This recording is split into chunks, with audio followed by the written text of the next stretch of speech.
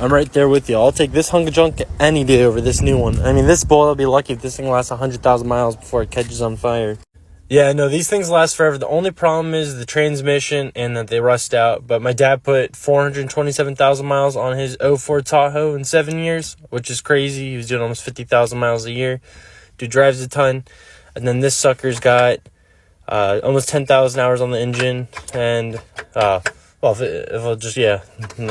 back. I got 260,579 miles. And I swear, this thing's on its original trans.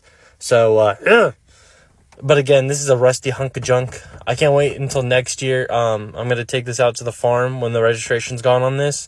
But I can't wait to buy another one of these. I'm going to look for one that has a blown-up transmission and put a trans in it. And then I know it'll be good to go forever. So that's what I'm going to do next time.